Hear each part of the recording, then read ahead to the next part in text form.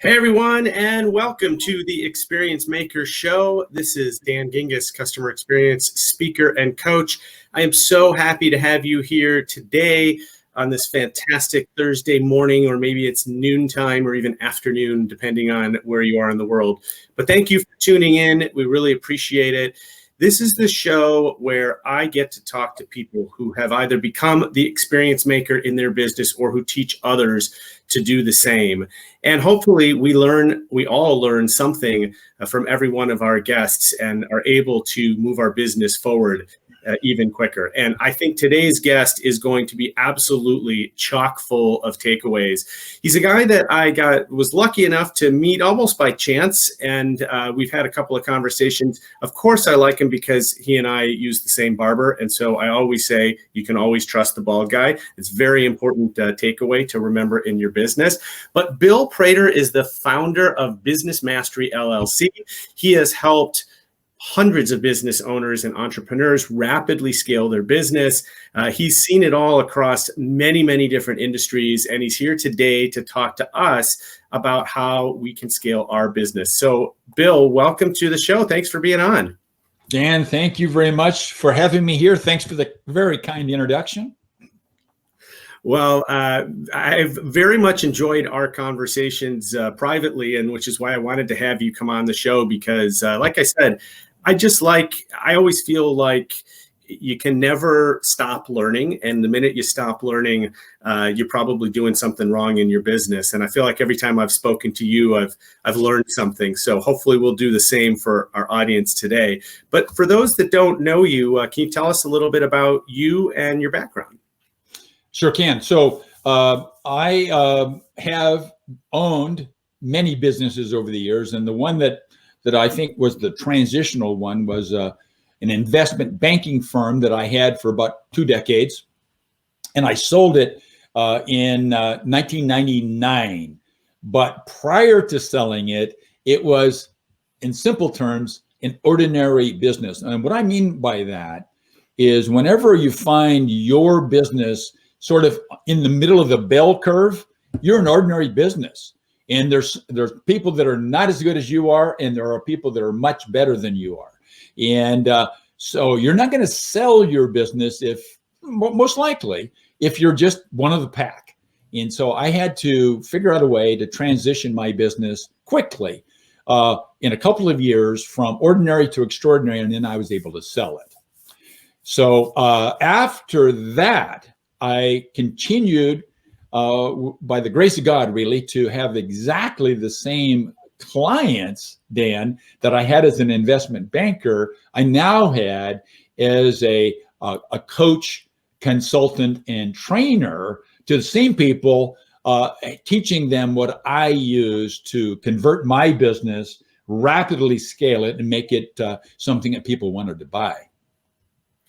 Yeah, I love that. And I don't know that we've talked about this, but, I have a methodology for creating remarkable experiences that I call WISER, and it's an acronym. And the E in WISER is extraordinary. And exactly to your point, there's so many experiences that we have that are ordinary, and nobody talks about ordinary, nobody reflects on it, nobody even pays attention. But then going from ordinary to extraordinary, it's not as big of a leap as people think because of what you're being compared to, right? So, but maybe you can talk a little bit about what's the difference between an ordinary business and an extraordinary business? Well, if you think about, I've kind of created a model which I can easily explain, and that is that most people that end up founding a business, they'll do so because they're seeking something like personal freedom, or some aspect of personal freedom. So they'll leave their corporate job and found a business. At that stage, they and the business are they and the business. They're the same. And people find, my goodness, I'm not going home at 5 anymore. Here it is 1 a.m. and I'm wide awake thinking about my business. And then tomorrow I've got to do marketing, and I've got to do sales, and I've got to do what I call production, i.e. producing the goods. And I feel you, man. yeah. Well, a lot of our listeners, Dan, are in that stage. Now, in that stage, there are there is that still bell curve, even though that you may be a solopreneur and you are the business.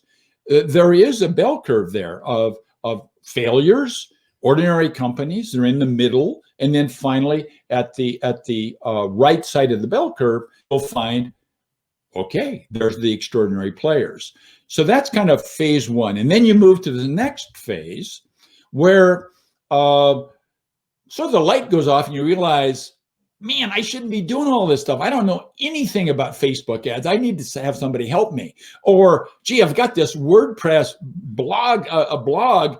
And I thought a blog was not the same as a website, and I need somebody to help me, et cetera. And that list goes on. So the next phase would be where you've got a staff, maybe 5, maybe 55, maybe 555, but the business still depends on you. Maybe you're the person that's on all the billboards. Maybe the company has your name in it.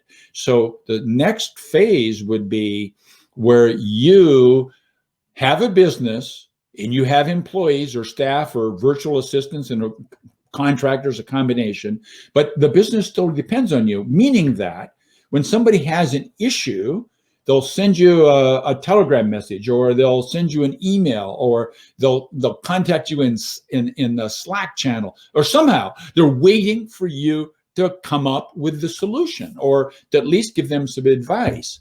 So you've moved your business, but it still depends on you.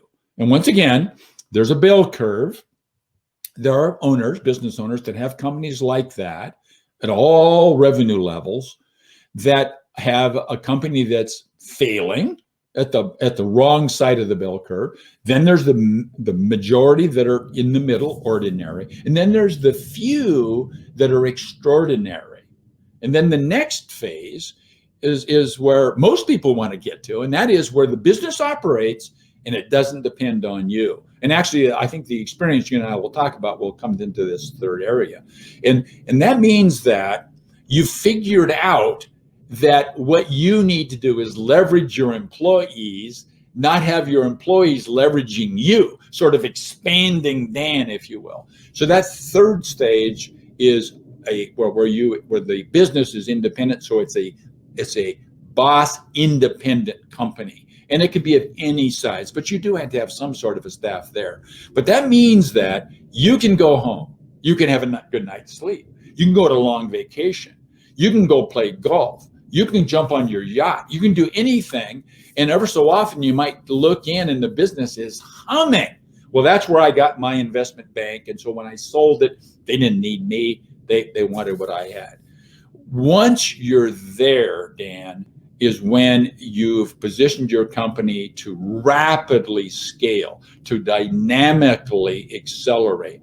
And I have a model which I use, which helps people in that whole transition, but it really performs when you're in a boss independent business, and that's the Scaleology model that you and I have talked about in the past. Yeah, it's such a great point, and especially because, I mean, I know there's a lot of folks out there that are in similar positions to me, left corporate America, started doing what I love every day, but there's pros and cons to it. I like to tell people, first of all, that I like working for the Dan better than I liked working for the man, and that I have the best boss ever and all that. But the flip side of that is that there's nobody to turn to in a lot of cases to help with anything, to get something done. And so, the way I've gone about it is started to sort of collect some help from different places, sometimes on a project basis, sometimes just on a specialty basis. And I'm kind of assembling that team, all part-timers, all contractors, but all bringing something different to the table. And it's great because I now have somebody that's way better at sales than I am. I'm a marketer, right? And I always feel like marketing and sales are distant cousins. They're related, but they're not the same thing. And I knew I needed somebody to help with sales. A lot of times I also find myself focusing on, there's so much work to get done that we always naturally focus on the stuff we can get done quickest or easiest. And yet that's not the stuff that really makes a big difference. And one of the resolutions that I made this year based on a habit journal that I bought was to wake up every morning and focus on a big project every day and make that the first thing that I do instead of the thing that I continue to push off while I check emails and social media and all that sort of stuff, and then it never gets done. But it is interesting, and I know that your Scaleology method has been so helpful and successful for so many businesses. If I could, I want to bring this back a little bit to what we tend to talk about on the show, which is customer experience. And I'm just curious to know, with your background, where does CX fit in terms of importance versus all the other things that you're teaching businesses in the Scaleology methodology? All right, so you just used the term which sailed over my head, CX. Customer experience. Thank you. Sorry about that. Beautiful. Well, so if you think about those phases that I talked about, the customer experience will be at the first phase with the boss, you. That's the experience. So same thing. The business is you. You are the business. It's the same. The customer experience is connected with you. The next level, where you've got a staff and they're there to leverage you to expand your capabilities, frequently you're still going to be the primary provider of the customer experience. When you get into the position where you're not needed in the company anymore, then the customer experiences will be a reflection of your individual team. The more capable and powerful your team is at representing the brand, and by brand I mean the entire company, representing the brand, the better that experience would be. So it actually does change, and we each of us need to understand where our business is so that we can manage that experience the customer has with us as we go through, if you will, these phases. Given that we want to go through the phases, many of us are perfectly happy where we have our business position today. Yeah, it's fascinating because there are so many businesses that really are dependent on that person. You know, right now, and I think one of the reasons why I find sales so difficult is I feel like what I'm selling is me. And and obviously what I teach other companies is it's a whole lot easier when other people are selling you or marketing for you. It's great when it's a lot better for you when I stand up and say, Bill's framework is amazing and it helped me do X, Y, Z, versus you having to convince me that it does that, right? When you have other people talking about you, it is so much more valuable. But when you're in a service business, especially as a solopreneur, what you're selling is you. As you said, I love what you said. You're the business is you.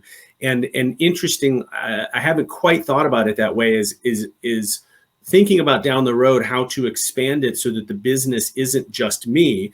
The business might be, let's say, a course that I've developed or some content that I've put together where you're still getting my brain, but maybe you're not getting me live because I can only be in so many places at once. I'm trying to think of sort of an equivalent in a bigger company, like a company that's made it. Would the equivalent sort of be that once you expanded your investment banking firm, that you had a number of investment bankers that could do what you did, and so it was really about the culture and the service versus working with Bill? Am I saying that right? That would be an absolutely accurate thing. When you can get your business to the point where you're independent of it, it doesn't mean you're hands off. But when you get there are three things that I find that you are responsible for. Let's call this the owner, the absentee owner's position description. Number one is to establish and maintain the long-term vision. So what's the business going to look like 3, 5, 10 years down the road? That's your responsibility. Nobody else can have that job. Number two, and you just covered it, is that you want to be the one that establishes and models the culture that you want.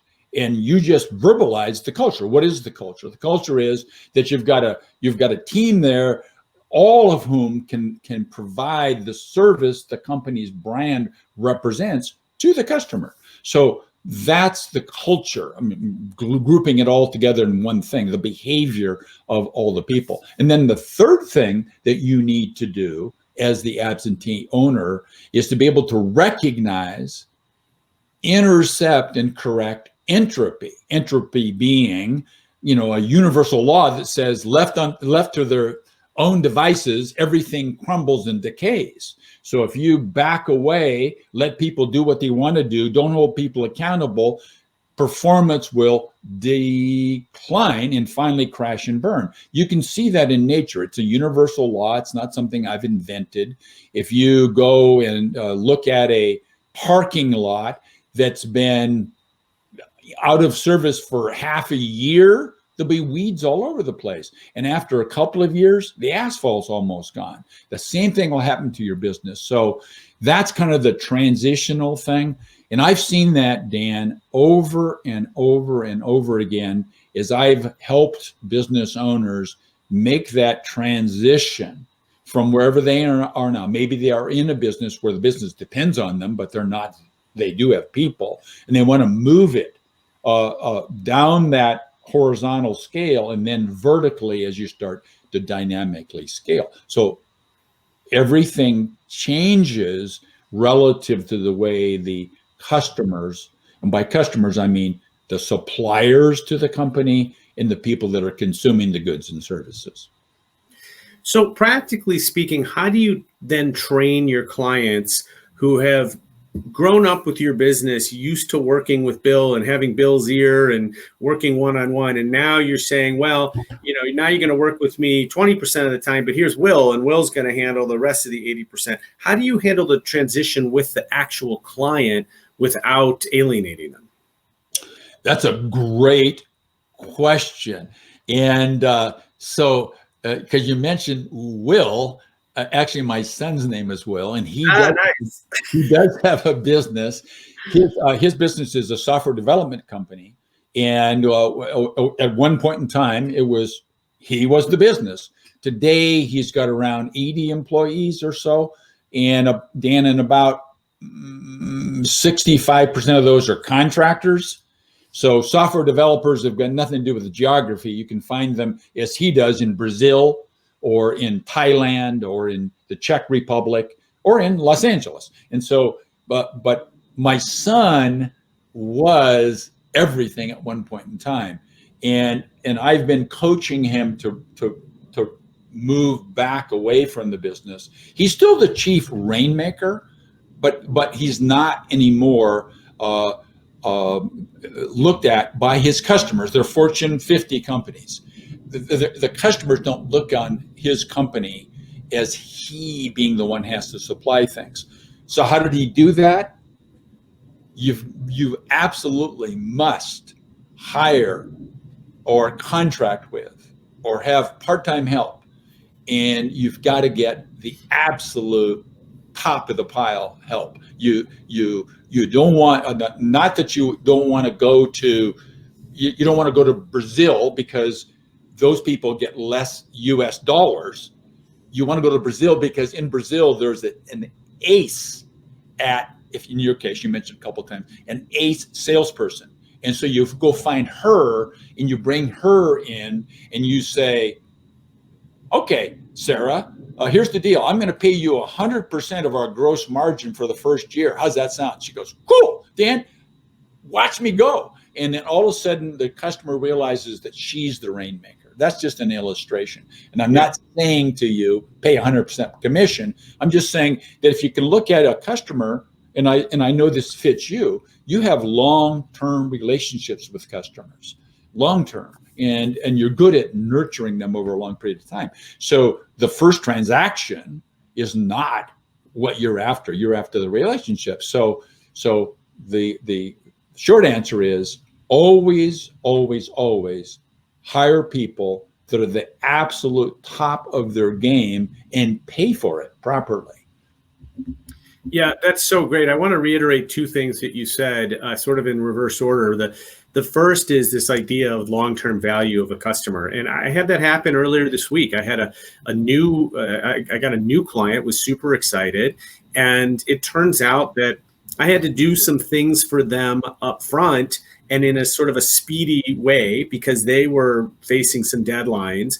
And I intentionally went over and above and had the conversation with them of like, look, I want to have a long-term relationship here. And so if this first contract that we do isn't quite, what is going to be the ultimate ending, if it's the beginning of a beautiful friendship, that's well worth it. And I think what happens especially in bigger businesses, is we get so focused on an individual transaction.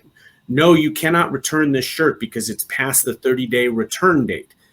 Okay, so we understand you don't want to lose money on this transaction. The problem is when you lose that customer to your competitor, you've lost all these future sales that are worth way more than that one shirt was worth. And I think, it's a philosophy and a culture of nurturing a long-term relationship with customers or clients because that always pays off. The other thing I wanted to highlight that you said was about hiring. And, when I was in corporate America, I always felt like for whatever reason, I had a pretty good hit rate when I was hiring. I was able to hire really great people. And you probably know this. I can't remember the person that to credit this to, but there's this concept that A players hire B players and B players hire C players. Have you heard this? I have. I can't remember whose concept it is. And it has something to do with the fact that A players don't want competition. And so they hire people that are like just a little bit below them. And I've always felt like, and by the way, the result of that is that you end up with a company with way too many C players. And what I've always taught people that have worked for me is when somebody leaves a business, maybe they quit, maybe we fired them, maybe whatever else happens.